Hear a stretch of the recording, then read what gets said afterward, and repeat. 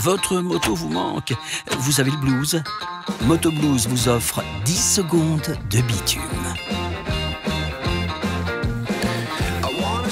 Motoblues.com, équipement et accessoires moto.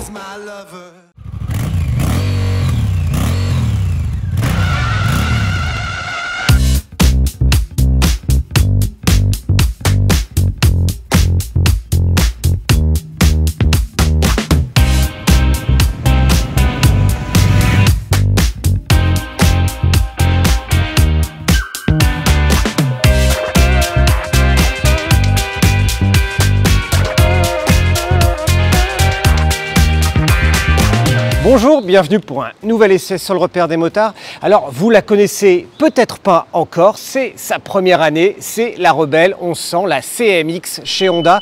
On est vraiment ici dans l'esprit sur l'utilisation au maximum des plateformes. Les plateformes vous les connaissez, l'idée c'est vous prenez la même base, moteur, et puis vous la déclinez sur plein de types différents, du roadster au trail et en l'occurrence pour la Rebelle en passant justement par le gros custom. Le gros custom, oui, pourquoi? Parce que là c'est un 1100 par rapport au custom 500 cm3 et oui, elle est d'abord apparue en CMX 500 version A2. Facile d'accès, 6 400 € à peu près, alors que ici, eh bien, on double la cylindrée en reprenant plutôt la base de l'Africa Twin, donc le bicylindre de 1085 cm3 qui développe ici 87 chevaux. Grosse différence par rapport à l'Africa Twin, eh bien, on perd 15 chevaux. Et oui, 15 chevaux de moins, une puissance donc bien inférieure, mais également obtenue plus bas au niveau dans les tours, ce qui va favoriser les bas régimes et les mi-régimes pour une machine en fait beaucoup plus facile au quotidien, plus facile notamment par sa selle, parce qu'ici on a une selle juste à 700 mm de hauteur, autant dire que tous les gabarits pourront y avoir accès. Du coup, on l'a dit, 64 kW à 7000 tours minute, plus bas que par rapport à l'Africa Twin, 500 tours. Mais pour un custom, ce qui est important, c'est le couple, on le sait bien, en l'occurrence 98 Nm, mais juste à 4750 tours minute. Bref, un rythme vraiment très facile. Pour freiner l'ensemble, eh bien, on a du disque. Logique, mais un simple disque à l'avant, on l'a vu, hein, si on compare par rapport à Harley, qui est vraiment la référence en termes de custom aujourd'hui, même les plus gros customs, les 107 et les 114, ont juste un disque à l'avant. C'est exactement la même chose ici. On va beaucoup utiliser l'arrière, avec par contre une position sensiblement avec les pieds vers l'avant, mais pas tant que ça, et beaucoup moins typé qu'un custom classique. Mais objectivement, par rapport à la 500, il n'y a pas beaucoup de différence, hein. On est sur une toute petite machine. On est effectivement très loin des custom Harley avec les 1700 cm3 et plus. Ici, on est bien qu'à 1100 cm3. Mais par contre, voilà, les pieds bien à plat. Le guidon un petit peu vers l'avant, mais sans excès. Un freinage avec la poignée un petit peu vers l'avant. Et puis, mine de rien, une échancrure au niveau du réservoir qui va permettre de plutôt bien serrer la machine. Bien serrer la machine, ça veut dire quoi? Eh bien, ça veut dire qu'au premier gros rond-point, vous allez pouvoir faire racler assez rapidement. Et on le voit ici sous les ergots. Eh bien, oui, ça a frotté. Alors là voilà cette CMX 1100, il y a une 650 Honda à côté, ça tombe bien. Franchement, il y a pas de, on n'a pas l'impression qu'il y a de gros écarts. On se dit, une 1100, ça devrait être très gros, et on pense notamment à toutes les anciennes VN 1600 et 2000 chez Kawasaki. Là, franchement, elle fait toute petite. Alors déjà, la 500 faisait tout petit, mais celle-là encore plus. Et puis, on retrouve sur cette CMX 1100, eh bien, ce qui paraît être une religion. C'est-à-dire que le Neyman se met pile poil en bas, au niveau de la fourche. Et bien sûr, la clé principale n'est pas au même endroit. En fait, la clé principale, eh bien, se loge juste sur le côté de la machine, à gauche. Un demi-tour de clé, et c'est ça qui permettra aussi d'ouvrir la selle. Une petite selle qui offre 3 litres de rangement, c'est pas grand chose, mais ça peut toujours rendre service. Alors on relève la moto hyper facilement parce qu'elle est très légère, 223 kg, 233 kg quand même pour la version DCT, donc 10 kg d'écart. mais ça reste le poids d'une ancienne 600. Alors les 600 bien sûr ont beaucoup baissé, mais en attendant, avec ici, c'est là où on est, c'est un custom, mais c'est un custom moderne, c'est-à-dire qu'on a un écran complètement à LED, beaucoup d'indications avec le rapport engagé, la courbe de régime moteur, la vitesse, la température, et puis ici 3 indications qui en fait vont permettre de passer sur les 3 modes, le mode pluie, le mode user personnalisable, le mode sport et puis le mode standard. Et franchement, le mode standard, moi je dis toujours, il est pas mal. Le mode Rennes est toujours un petit peu doux. Là, ça change rien, mais on peut vraiment le régler. Et puis, avec le bouton mode, on va permettre de faire varier entre le trip 1, le trip 2. Et puis, on n'oubliera pas à droite, le régulateur de vitesse. Franchement, sur ce type de machine, pourquoi pas. Pourquoi pas. Alors, on voit qu'on est au point neutre. L'équilibre est très bon à l'arrêt. Et puis on a quand même, il faut aller chercher un petit peu devant les poignées, et puis avec des leviers de frein et d'embrayage assez bas en fait, qui fait que on n'a pas tout à fait la meilleure prise possible pour bien freiner, comme si le poignet était un petit peu cassé. Alors le bicylindre Cebrou avec un petit son assez sympa, c'est limite pour un 1084 cm3. On dirait presque qu'il en fait moins en fait. Bien sûr, les premiers tours de roue sont hyper simples. Un ABS qui peut rentrer assez facilement en action au niveau de la pédale. Il ne faut pas être trop brusque, en tout cas en solo. Et puis des accélérations très nettes, même en mode standard, c'est ça qui est impressionnant. Alors, la maniabilité elle est impressionnante, et en fait on arrivera même à racler dans les virages avec ce petit modèle. On passe assez vite la seconde, parce que la première elle est assez courte, et même en mode Rennes c'est limite un peu presque violent. Ça a une vraie patate, et il n'y a pas besoin de monter trop dans les courbes. On l'a dit, une courbe de puissance et un couple maximal à 4750 tours minute, donc il n'y a pas besoin de lui mettre plus. Un bon freinage et une réaccélération en première que l'on peut amener à 70.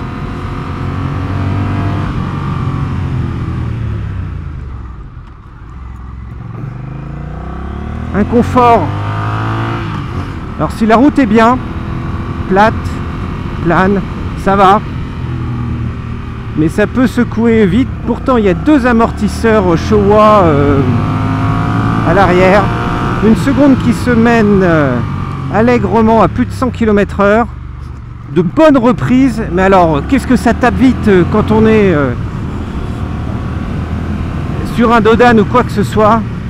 Le confort n'est pas son point fort. Par contre le moteur est très vivant, malgré le fait qu'il ait vraiment perdu des chevaux par rapport à l'Africa Twin. Alors je regrette bien sûr, l'Africa Twin est encore plus sympa, on a encore envie beaucoup plus de jouer avec. Mais ici ça va, des bonnes reprises à partir de 80 km/h en 3. Une bonne tenue de route, ça s'inscrit volontiers. Et on voit le témoin du contrôle de traction qui rentre en action. Alors que là on est en mode Rennes. Le freinage avant est dosable, plutôt un bon feeling, limite un peu trop violent si on le prend. En fait là je le prends à un doigt et c'est beaucoup.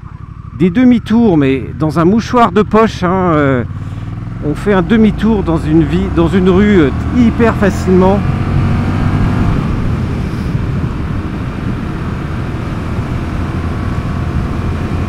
Et une moto qui paraît plus que jamais hyper légère et hyper facile. On a du mal vraiment à croire qu'il s'agit d'une 1100 cm3. Déjà quand on regarde cette CMX Rebelle, on a l'impression d'une petite. Mais quand on est assis dessus et qu'on la conduit, c'est pareil. En fait ça change rien. On a l'impression d'une toute petite moto avec une bonne patate. L'avantage d'une petite moto comme celle-là, eh bien, c'est qu'elle est facile de prise en main. Voilà, le fait de pouvoir mettre bien les pieds à terre, à plat, le fait d'avoir un moteur vivant, avec de bonnes reprises.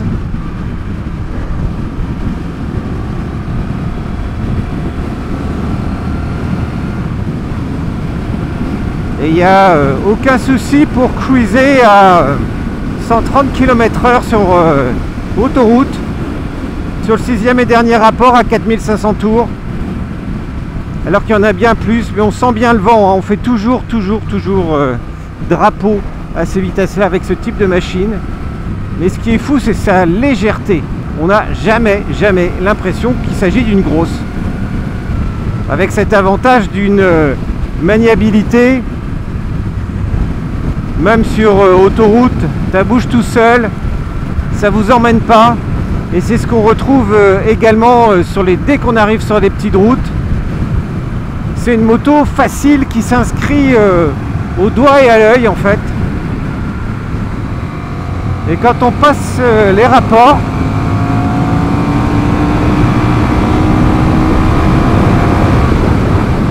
voilà, 150 en 3, ça tire.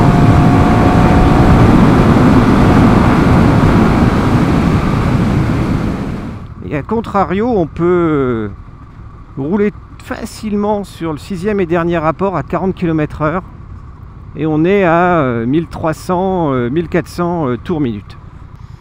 Contrairement à des plus gros custom, ben voilà, si on a besoin de se faufiler entre les voitures, même au dernier moment, c'est très léger. C'est vraiment très léger, sans effort.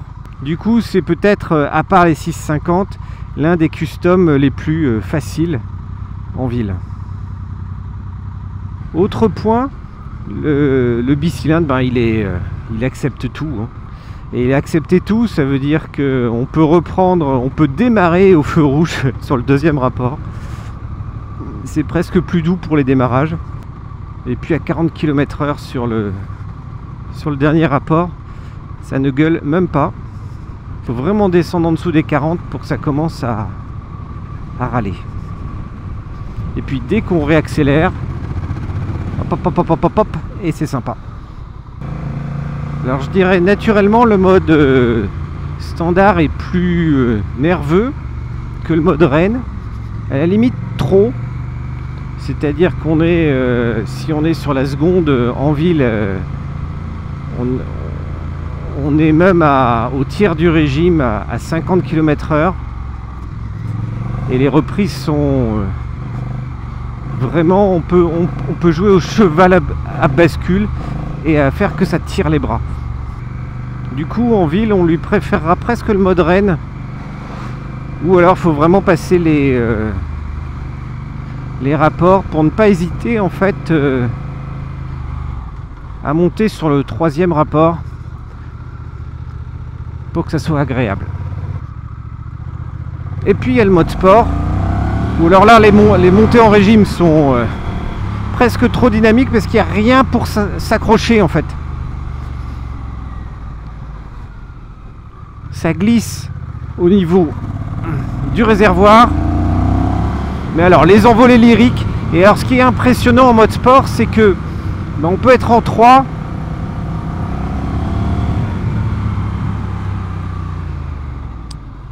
et que ça s'envole et ça reprend, hein, on redémarre à 40 km/h et ce qui en fait une machine très vivante. Autant sur bon nombre de customs on a tendance à rouler sur le couple. Ici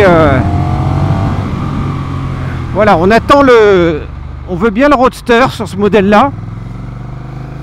Et une autre machine bien sûr que l'on attend, c'est la routière, une remplaçante de la CBF 1000, peut-être une CBX comme on a pu le voir et en parler sur le repère. Mais le mode sport pour ce type de machine là, il est presque too much en fait. Et pourtant la machine est saine. Mais je dis too much parce que c'est c'est pas trop l'esprit de la machine, et on se demande, ah ouais, ils ont enlevé de la puissance, ils ont fait que la puissance et le couple étaient plus bas, mais qu'est-ce qu'ils ont enlevé où en fait? Autant dire que c'est une machine qui aime le sinueux.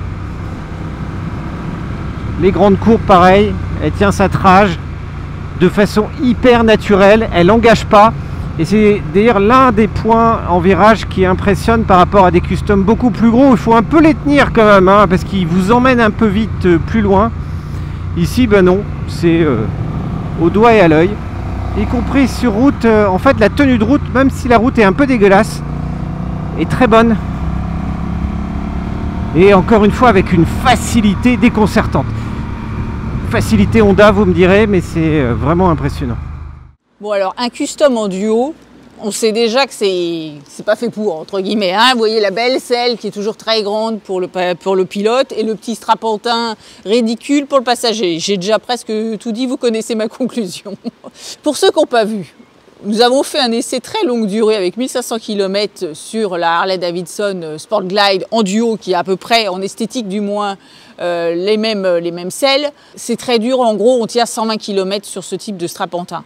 Je vais faire à peu près la même conclusion sur cette Honda parce que du coup de toute façon il n'y a pas de poignée. Les repose-pieds sont assez hauts, donc en plus on a un peu la position canard, donc c'est vraiment comment rajouter entre guillemets de l'ergonomie. Donc on se tient au pilote. Et puis bon, il n'y a pas d'épaisseur de selle, quoi. C'est très ferme. Sans compter que les suspensions sont un petit peu fermes, donc c'est pas du grand confort. C'est vraiment plutôt une moto pour célibataire. J'avais mis un 12/20 sur la Harley. Allez, je vais pas faire de jaloux, je mets un 12/20 sur la Honda. En conclusion, pourquoi choisir cette 1100 cm3 par rapport au 500? Vous avez quand même une machine beaucoup plus valorisante, plus grosse. Facile d'accès, on a ici une machine qui ne fait que 223 kg. C'est le poids de ma 600 Bandit à titre personnel. Autant vous dire que vous avez un gros 1100 pour une machine, pour un poids proche d'une 600. Vous avez une accessibilité selle qui est top. C'est pas une machine à deux. Donc ça, c'est la grosse différence par rapport à la 500. Mais vous avez aussi un moteur qui est assez joueur, notamment avec les 3 modes de conduite ride-by-wire, y compris avec votre mode personnalisable. Et puis surtout, ce qui fait son intérêt, c'est son prix, 10 499 € par rapport aux 6 000 € de la 500. Mais c'est surtout par rapport à presque les 20 000 € de cylindrée qui n'ont rien à voir chez Harley-Davidson. Voilà. Par rapport au marché, de toute manière, il n'y a plus de maraudeurs chez Suzuki, il n'y a plus non plus de VN 1600 ni de VN 2000 chez Kawasaki. Donc dans les gros customs, si vous voulez un japonais avec une belle finition et de la fiabilité, voilà, la 1100 CMX Rebelle peut être votre solution. Voilà, vous avez aimé cet essai. Si vous n'êtes pas encore abonné, je vous invite à cliquer en bas à droite. Puis je vous dis surtout à très vite pour plein d'autres essais. Des essais de custom, il y en a d'autres qui arrivent. Et puis aussi tous les autres essais des millésimes 2021 que l'on est en train de tourner. Alors d'ici la prochaine, ciao, salut!